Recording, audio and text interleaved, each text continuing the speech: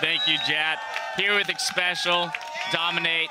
You guys did it. I mean, it's as simple as that. I can't really say it any other way. You did it. You broke the curse. So, Dominate, I'm coming to you first.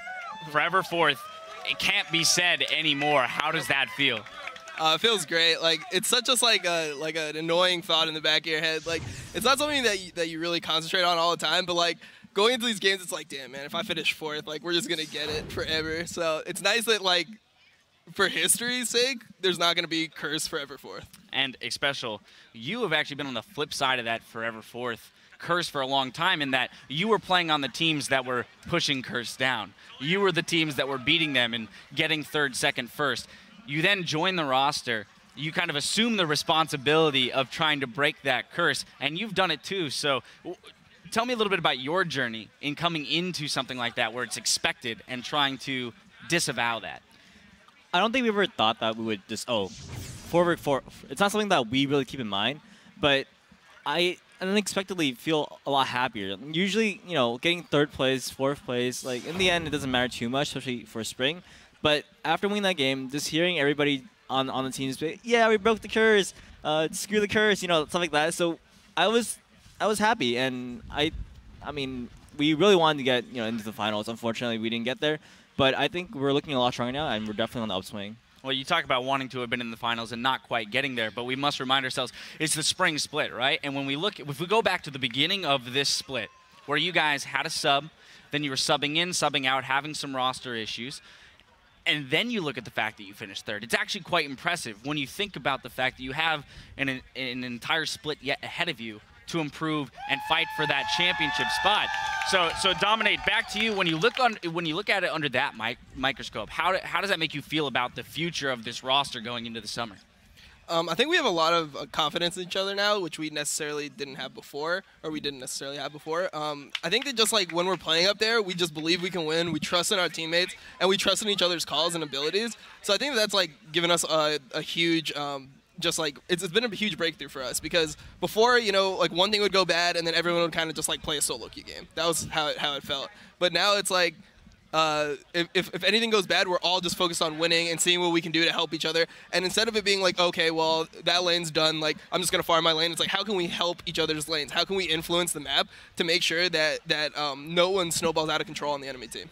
All right, and then Special, I want to turn to today's matchup specifically because you guys did come off of that reverse sweep, which has pained the team before, but today was so much of a back and forth best of five, right? Game for game for game for game, and you guys came out on top this time. So what was different from a mindset perspective in the team that allowed you guys to take the losses, roll with the punches, and come back even stronger game after game? Even when we got reverse swept by Cloud9, we never felt like, oh, we're going to lose this game. We didn't feel like we're going to get swept. And in this game, we were at the point where it was 2-1. We could have easily lost the fourth game and would have been game over. But we didn't think that. We were just like, all right, guys, let's play our best. Let's go there. We didn't even think about like the fourth thing at all. We were just like, guys, let's just play our best. Let's do our best, and hopefully we win. All right, and then Dominate. The series before, you had tweeted out how you pride yourself on being a clutch smiter and that you feel if you had gotten that one, maybe this Cloud9 series would have gone differently. Today, though, you came in huge with 2 steals and a secure against double smites, double smite consumes. You know, how, I mean, there's no real question attached to that. I just kind of want to get your perspective on coming into this match and knowing that so much could hinge on a single play like that where you can secure your team the win, and how you felt coming out of today, knowing that you can claim yourself as a clutch smite. I think it's just like, it's something that you always just want to be able to do in the moment. It's never something that you go into a series like, oh yeah, I just need to hit, like, I need to steal a Baron here. Like, you never want the game to come down to a Baron steal, but if I'm in that situation, I pride myself on being able to, like, stay focused, stay calm, like, read the numbers, and try to, like, actually get my smite in there at a good time. And, yeah, I think that just today I was able to, like, prove that I can, like, steal Barons, and you should be afraid to go into 50-50 situations with me. Now, on a somewhat lighter note and non sequitur, earlier in the split, Steve tweeted out that he would take you guys all out to Hawaii if you finished higher, anywhere higher than fourth. Was that any extra motivation there for you guys to get a little trip out of it, or is that just kind of in the back of your minds? I don't think we even want to go to Hawaii. Yeah. No? Most of us are just gonna like go back, maybe take like a couple days. Like I know I'm gonna go on vacation with my girlfriend for like 4 or 5 days, and then just come back and start grinding. Like that's pretty much my goal. Right back to the grindstone. So actually, when we look forward to the next split, we've talked about how there is a lot of room for growth. But what are your guys' immediate plans when you do come back? Is it, you know, back to mechanics, back to solo queue, just keeping yourselves as individuals fresh and keeping your love for the game fresh, or is it back to scrims and doing, you know, more team-oriented things where you talk about improving that communication and being able to support each other when things don't go perfectly in a game? I think a lot of it is now that we got the trust down, it's not going to go away. We're not going to all of a sudden be like, oh, Klaus, like, you just... Back from vacation, I no longer trust you. Yeah, it doesn't work that way. So, I mean, we're going to work on both solo queue and scrims, but, I mean, right now, all I can think of is this, like, I want to go home. Let's just get some downtime and just relax a bit. And this split has been really up and down, and it's nice that we ended the split on a win, but then we need to, you know, get rid of some stress and then come back really strong for a summer split, which matters even more. Now, when this split, and this season in particular, so far has had an incredible amount of diversity in champions. We've watched the tank meta develop, but even within that meta, where we do see a lot of tanky champions, the pools within each role are rather large. We saw in this series specifically, the bans changed drastically between games. There were only 2 shared bans between the first 2 games, a couple shared bans between the second 2 games. What has that done for you guys as players and your development, knowing that there are far more playable options out there seemingly this season than in the past, and the way that you have to practice and prepare for these matches? I personally just think it comes down to meta. Like, this meta in particular has a lot of more diversity, because before it was pretty much bruiser junglers for, like, the last season and a half, pretty much. So, like, you kind of have just, like, Lee Sin, Elise, Eve, and Kha'Zix as, like, the main champions, and then you'd have, like, champions that would come in after that as, like, fillers.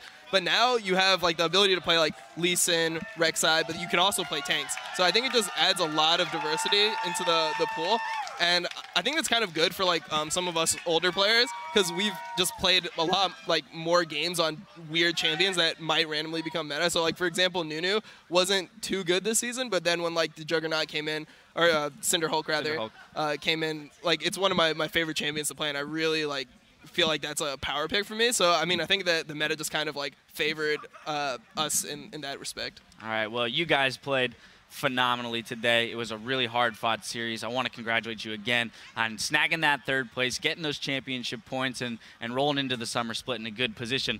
Now, there were a ton of great plays today, but one player stood out and claimed our Player of the Series honor, and today it goes to the man sitting right over here, I Will Dominate. Now, he had multiple clutch plays at Baron, only dying twice in their wins and racking up a 21.5 KDA over 3 games. Now, Dominate innovated his item build to support his team, particularly in the last game where he built Zeke's Herald to support their double AD comp. And that's actually something I kind of want to turn back to you towards, because that's an item you see very rarely, if ever.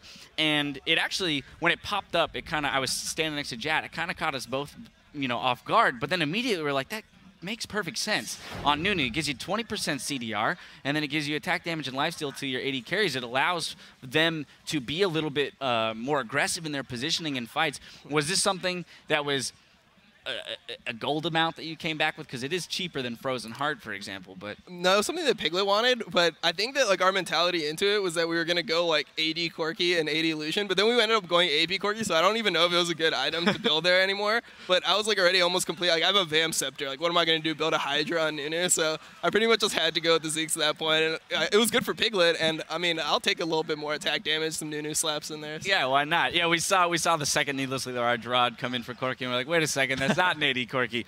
Anyway, Dominate, you've received this MVP honors. That's got to be a pretty solid seal to the spring split for you. Yeah, it feels really good. It sucks that we couldn't go to the finals, but I'm happy that we were, like, able to do well in this series, and, like, above the MVP, I'm just happy that we won. All right, dude. Well, another day of action is in the history books, so let's pull up the bracket. There is only one thing left to be decided, and that's our North American Spring Split champions. But we now have our 3rd place team snapping the curse. It's Team Liquid, who won today 3-2. That means Team Impulse finishes in 4th place. In addition to ending the split with a huge win, Team Liquid have also claimed an additional 20 championship points. They will carry those points into the summer split, where they will play an important role in determining which teams have the honor of representing North America America at Worlds. Now, we'll be back tomorrow with another full day of league action as we crown our LCS champions. The day starts in Madrid, where Fnatic will attempt to take back their EU Championship title when they take on the rookie team, Unicorns of Love. Then we'll bring the action back here to Los Angeles for Cloud9 versus defending champions Team Solo Mid. Our coverage begins at 8 a.m. Pacific Daylight Time, 5 p.m. Central European Summertime. Now remember to head over to lolesports.com today to reserve your spot at our upcoming midseason invitational from May 7th to May 10th. The best teams from around the world will descend on Tallahassee, Florida to fight in 4 days of epic matches. Click the tickets link for all the details. Now, again, gentlemen, congratulations on your victory today. Thank you so much for taking the time to join me on the desk before you greet all of the fans that have gathered here to support you guys. And now for all of us here on the North American broadcast crew, thank you for watching, and we'll see you back here tomorrow for Championship Sunday.